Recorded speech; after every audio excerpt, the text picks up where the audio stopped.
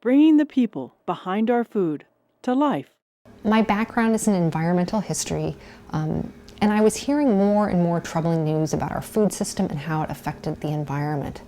Factory farms were polluting rivers and estuaries, wetlands were being converted to farmlands, farmlands were being converted to suburbia, herbicides were contaminating drinking water, mercury was showing up, making it unsafe to eat too much fish. And yet when I went to the supermarket to shop, it was as if I entered an entirely different world. You know, food was plentiful and cheap. There was Tony the Tiger and Aunt Jemima, thousands of products as familiar as ever. But I somehow started to realize that all those products, all the foods on all the shelves, had real stories. And I knew none of them. And somehow I was just really struck by the absurdity of that situation. I mean, I'd been shopping, of course, for 20 years or something as an adult, and it never really had occurred to me in that way before. But when it did, it was as if everything that was familiar became cryptic, and I just started to feel like this was really a mystery of everyday life, something that all of us confronted, but without really paying much attention to it.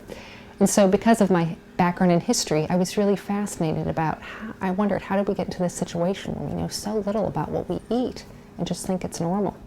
Well, kitchen literacy is an expression that I use to refer to what we know about our foods and how we know it. And so in my book, Kitchen Literacy, I look at this through time. I go back to kitchens in the pre-industrial time frame and look at what people knew about their foods. That's how I begin the book. And I found that it was really surprising. They expected to know different kinds of things about their foods. For example, in pre-industrial America, people expected to know very specific things about their foods, about the places and particulars of where their foods came from, stories about their foods. In the case of meat, they expected to know about the age, sex, and background of animals that became meat. Of course, these are things we never even think about anymore today. And as I went back and looked into the diaries, I looked at this wonderful diary of a woman named Martha Ballard, who was one of few women who kept a diary in the late 18th century. And as I followed through her everyday life, I really discovered that there were stories to every single one of her foods. You know, she'd write something like, had baked lamb and string beans for dinner one night. And then I'd go back through and I could see where she had planted the string bean, the date that she had planted it, the date that she had hoed or weeded in that bed, and then of course the days that she picked the string beans, you know, first. I just found it remarkable that the way that the stories of the foods and the stories of her life kind of braided together, because the whole work of cooking and provisioning oneself was just an all-encompassing part of life.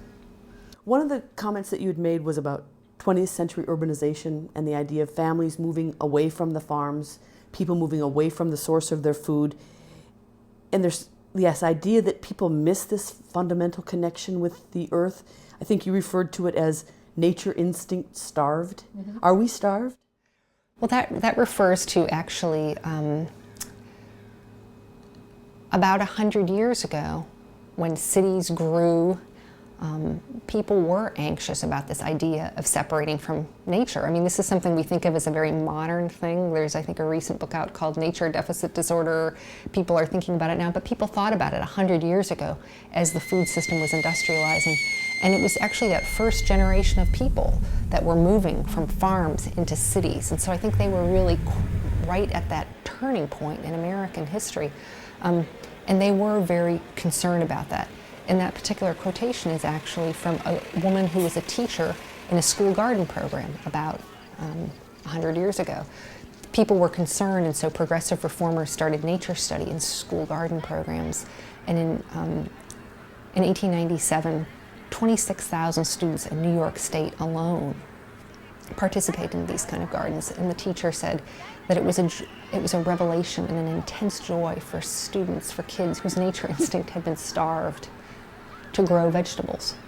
I think the idea of a nature instinct, I'm not sure if I would necessarily feel comfortable promoting that, or you know, if that's true or not.